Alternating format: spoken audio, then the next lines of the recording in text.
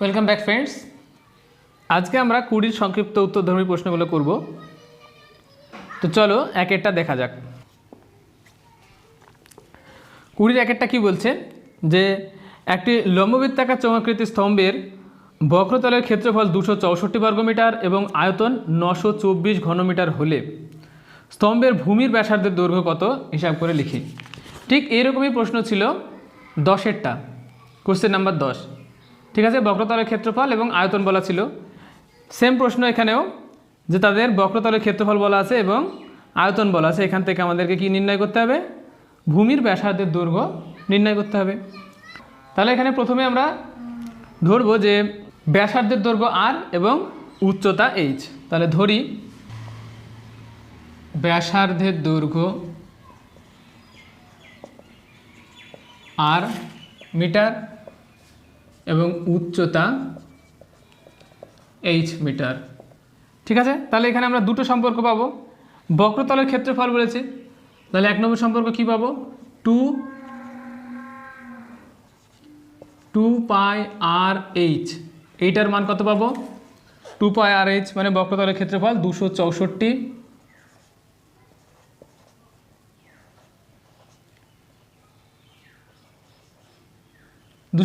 পেলাম। এটা 1 নম্বর সমীকরণ। আর একটা কী বলছে যে আয়তন মানে কি পাই আর স্কোয়ার এইচ, এইটার মান দেওয়া আছে 924। দুটো জিনিস দেওয়া আছে, তাই না? একটা কি বক্রতলের ক্ষেত্রফল দেওয়া আছে, আর একটা কি দেওয়া আছে যে না তার আয়তন দেওয়া আছে। এখান থেকে আমাদেরকে বের করতে হবে তাদের ব্যাসার্ধের দৈর্ঘ্য। তাহলে 2 নম্বরকে যদি আমরা 1 নম্বর দিয়ে ভাগ করি, তাহলে 2 নম্বর ভাগ 1 নম্বর, এটা করলে কি পাবো? 2 নম্বরের বাঁদিকে কি আছে? পাই আর স্কোয়ার এইচ, এবং 1 নম্বর দিয়ে ভাগ করছে, তাহলে 1 নম্বরের বাঁদিকে কি আছে? 2 পাই আর এইচ সমান সমান 2 নম্বরের ডান দিকে কি আছে? 924, আর 1 নম্বরের ডান দিকে কি আছে? 264। এখান থেকে হিসাব করলে আমরা আর এর মান পাবো। দেখো পাই আর পাই ক্যান্সেল, এইচ এবং এইচ ক্যান্সেল, আর একটা এখানে ক্যান্সেল হয়ে যাচ্ছে, মানে আর দুটো কেটে গিয়ে এখানে একটা আর থাকবে। তাহলে আর বাই 2 সমান সমান আমরা পেলাম কত? 924 ডিভাইডেড বাই 264, বা আর সমান সমান কত? 924 বাই 264 ইন্টু 2। 2 দিয়ে যদি এটাকে কাটি তাহলে কী পাবো? 132, তাই না? 2 দিয়ে কাটছি, 2কে কাটলে 1, 6, 3, 4, 2 হলো। এবার এটাকে আমি কাটছি কত দিয়ে? দেখো 11 দিয়ে কাটছি, তাহলে 11 কে 11, 11 দুগুণ 22। এটাকে 11 দিয়ে কাটলে কত হবে? 8 11 88, 4 11 44। এটাতে 12 দিয়ে 84 কাটলে কত? 7 12 84। তার মানে আমাদের আর এর মান বেরিয়ে আসলো 7। অতএব ব্যাসার্ধের দৈর্ঘ্য কত? ব্যাসার্ধের দৈর্ঘ্য সমান সমান 7 মিটার।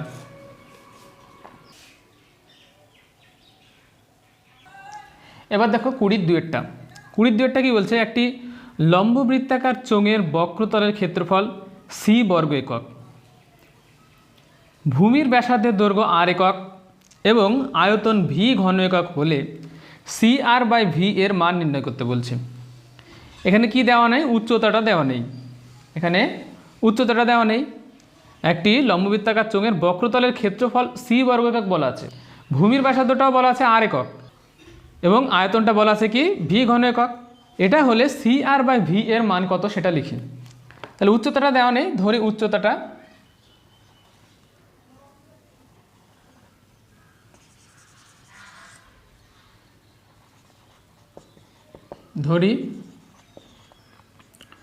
উচ্চতা সমান এইচ একক। তাহলে এবার জানতে চেয়েছি কি যে সি আর বাই ভি এর মান, সি আর বাই ভি এর মান নির্ণয় করতে বলেছে। আর সি মানে কি?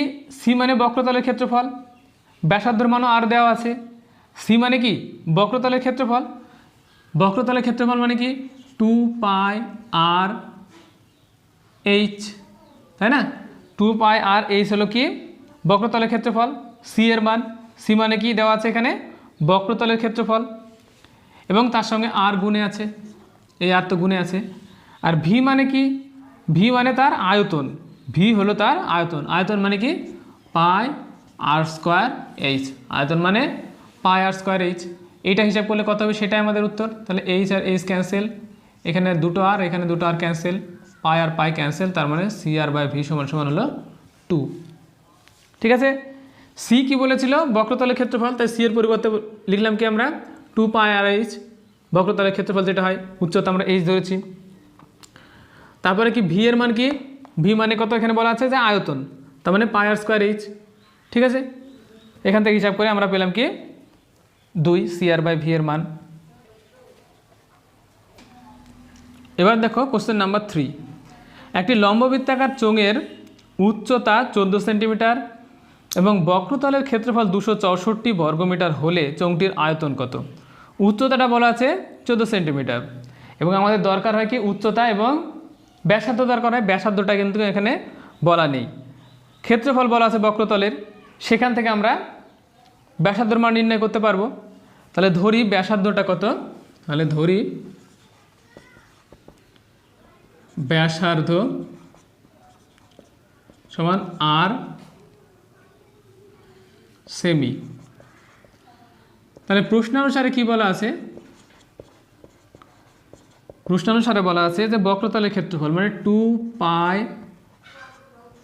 আর এইচ, এইচ মানে কত 14, এইটা সমান সমান কি বলা আছে 264 বক্রতলের ক্ষেত্রফল বলা আছে।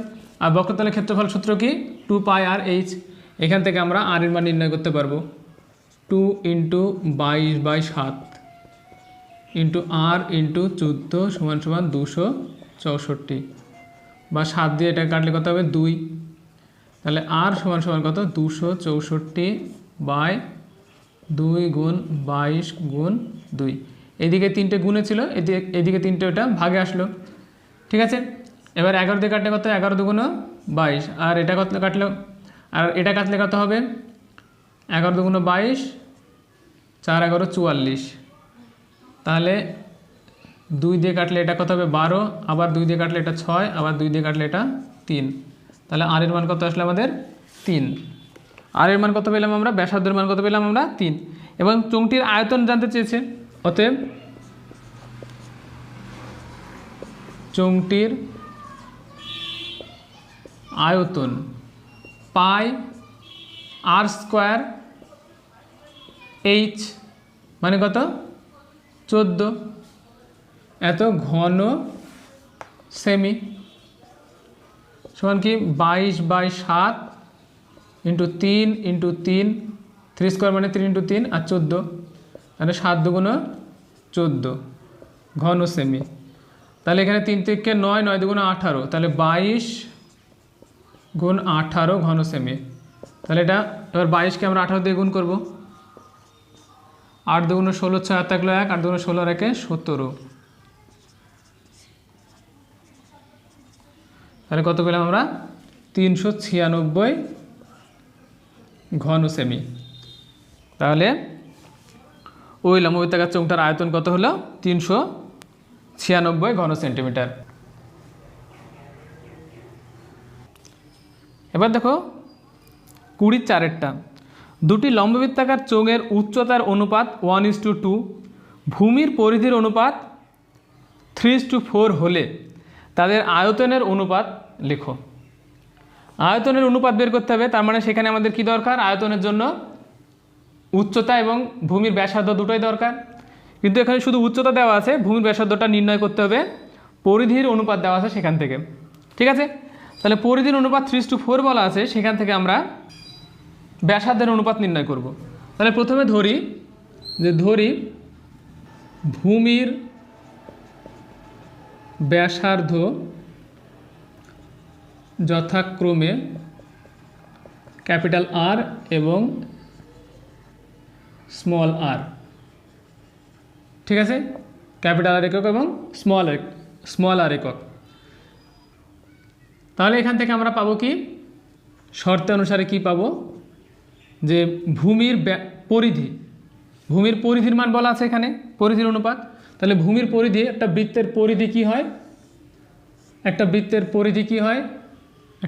পরিধি কি হয়, এটা যদি আর ব্যাসার্ধ হয় তাহলে পরিধি কি হয় 2 পাই আর হয়, পরিধি হয় কি টু পাই আর হয়, টু পাই আর, তাহলে শর্তে কী পাবো, টু পাই ক্যাপিটাল আর, এটা একটা পরিধি, বাই টু পাই স্মল আর, এটা আর একটা পরিধি, এটা সমান সমান কী পাবো তাহলে, প্রশ্নতে বলা আছে কি 3/4, ঠিক আছে, বা টু পাই আর টু পাই ক্যান্সেল, তার মানে আর ইজ টু আর সমান পেলাম কত আমরা, 3:4ই পেলাম আমরা, আর ইজ টু আর মানে 3:4ই পেলাম, তার মানে ব্যাসার্ধ দৈর্ঘ্য দুটো কী হবে 3 আর 4। এবার জানতে চেয়েছে আয়তনের অনুপাত, অতএব আয়তনের অনুপাত কত হবে, আয়তনের অনুপাত, এবার আমরা আয়তনের অনুপাত বের করতে পারবো, কারণ কি ব্যাসার্ধের অনুপাতও পেয়েছি আর উচ্চতার অনুপাতও দেওয়া আছে, তাহলে আয়তনের অনুপাত কী হবে, পাই আর স্কোয়ার, এখানে প্রথমটার আর কত 3 স্কোয়ার, এখানে অনুপাত থেকে নিচ্ছি, পাই আর স্কোয়ার এইচ মানে কত 1:2 দেওয়া আছে তাদের উচ্চতার অনুপাত, তার মানে 1 অনুপাত পাই আর স্কোয়ার, আর মানে কত 4, দ্বিতীয়টার আর কত 4 পাই আর স্কোয়ার এইচ মানে কত 2 সমান সমান, এখানে পাই আর পাই ক্যান্সেল, তাহলে কত পাবো, এখানে 3 3 9, অনুপাতে এখানে কত 4 4 16, 16 2 32, তাহলে 9:32, আয়তনের অনুপাত কত হবে 9:32। এবার দেখো 20-এর 5-এরটা, এই চ্যাপ্টারের শেষ অঙ্ক কি বলছে, একটি লম্ববৃত্তাকার চোঙের ব্যাসার্ধের দৈর্ঘ্য 50% হ্রাস করা হলে এবং উচ্চতা 50% বৃদ্ধি করা হলে চোঙটির আয়তনের শতকরা কত পার্সেন্ট পরিবর্তন হবে, আয়তনটা কি পরিমাণ বাড়বে বা কমবে সেটা শতকরা হিসাব করতে হবে, ঠিক আছে। প্রশ্নটা কি আরও একবার ভালো করে পড়ো, যে একটি লম্ববৃত্তাকার চোঙের ব্যাসার্ধের দৈর্ঘ্য 50% হ্রাস করা হয়েছে, ব্যাসার্ধটাকে কমানো হয়েছে এবং উচ্চতাটা 50% বাড়ানো হয়েছে, উচ্চতাটা কী করা হয়েছে 50% বাড়ানো হয়েছে, এরপরে চোঙটির আয়তনের কতটা পরিবর্তন হলো সেটা শতকরা হিসাব করতে হবে, চোঙটির আয়তনের কি পরিমাণ পরিবর্তন হলো সেটা শতকরা হিসাব করতে হবে। তাহলে আমরা কি করব, ধরি চোঙটির উচ্চতা h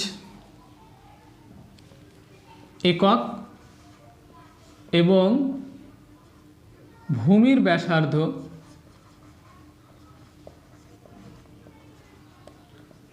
আর একক, তাহলে এই অবস্থাতে আয়তন কত হবে, তাহলে আয়তন,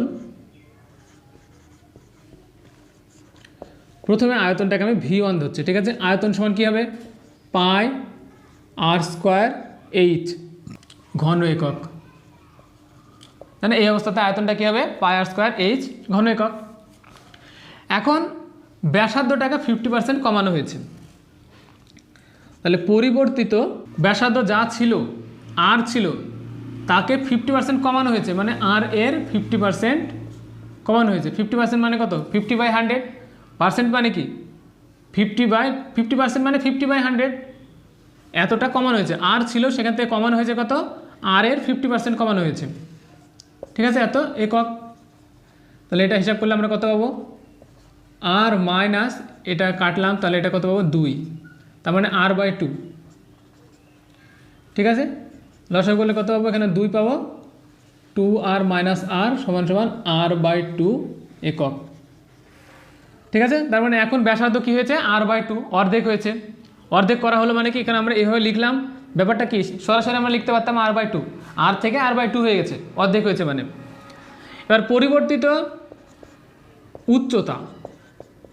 উচ্চতাটা কী হয়েছে, 50% বাড়ানো হয়েছে, মানে এইচ এর 50% বাড়ানো হয়েছে, 50/100, ঠিক আছে, এইচ ছিল তার সঙ্গে বাড়ানো হয়েছে কতটা, এইচ এর 50%, 50% বাড়ানো হয়েছে, তাহলে এটাকে কাটলে কত পাবো, নিচে পাবো 2, তাহলে সমান সমান কী পাবো আমরা, h + h/2, ঠিক আছে, এটা হিসাব করলে কী পাবো, 2 লসাগু,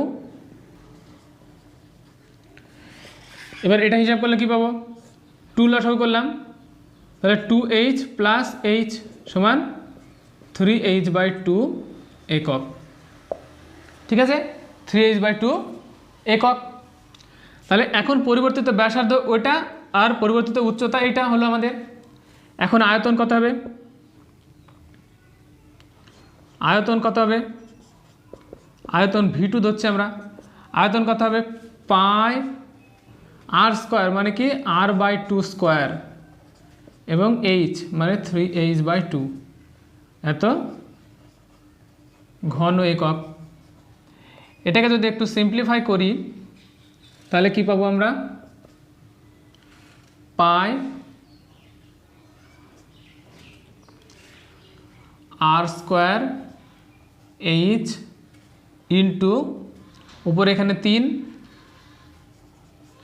আর এখানে নিচে কত? এখানে 4, 2 স্কোয়ার মানে 4 আছে, 4 দুগুণ 8 এত ঘন একক।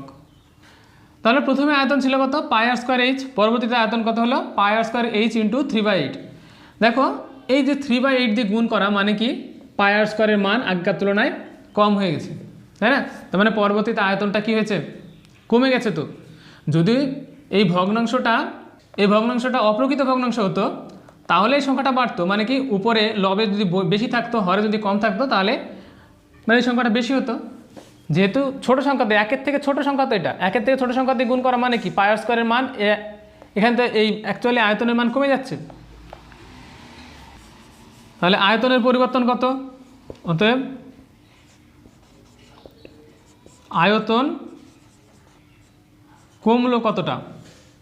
পাই আর স্কোয়ার থেকে এটা বিয়োগ করতে হবে, কারণ কি প্রথমে আয়তন বেশি ছিল, পরবর্তীতে আয়তনটা কম হয়েছে। প্রথমে আয়তন বেশি ছিল, পরবর্তীতে আয়তন কম হয়েছে। আমাদেরকে এই সংখ্যা থেকে বুঝতে হবে যে এখানে আমাদেরকে একের থেকে ছোট সংখ্যা দিয়ে গুণ করা হয়েছে, এখানে কি করা হয়েছে? একের থেকে ছোট সংখ্যা দিয়ে গুণ করা হয়েছে।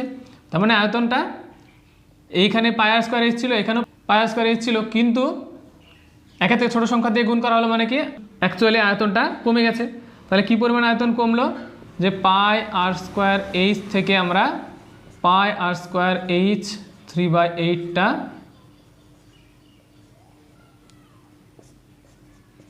এটা বিয়োগ করব, তাই না? তাহলে সমান সমান কত পাবো? পাই আর স্কোয়ার এইচ কমন 1 - 3/8 সমান সমান পাই আর স্কোয়ার এইচ 8 লসাগু, তাহলে কত পাবো? 8 - 3, ঠিক আছে? তাহলে সমান সমান কত পাবো আমরা? সমান সমান কত পাবো? পাই আর স্কোয়ার এইচ, নিচে 8 থাকলো আর উপরে 5/8 এত ঘন একক কমলো। এবার এটা শতকরা কতটা জিজ্ঞাসা করেছে, কতটা আয়তন কমলো সেটা জিজ্ঞাসা করেনি, শতকরা কতটা জিজ্ঞাসা করেছে। তাহলে শতকরা বের করতে গেলে আমরা কি করতে হবে? অতএব শতকরা আয়তন কমলো, শতকরা আয়তন কমলো কত? যতটুকু আয়তন কমলো পাই আর স্কোয়ার এইচ 5/8 বাই কতটুকু থেকে কমেছে? প্রথমে ছিল কত? পাই আর স্কোয়ার এইচ, এটা দিয়ে ভাগ করতে হবে এবং 100 দিয়ে গুণ করতে হবে। এটা কি শতকরা বের করার নিয়ম, তাই না? এটাই শতকরা বের করার নিয়ম। তো পাই আর স্কোয়ার এইচ আর পাই আর স্কোয়ার এইচ পুরোটা ক্যান্সেল, তাহলে 5/8 ইন্টু 100 থাকলো। তাহলে 8 দিয়ে টাকা কাটলে কত হবে? 4 দিয়ে টাকা কাটলে কত হবে? 2, আর 4 দিয়ে টাকা কাটলে কত হবে? 25।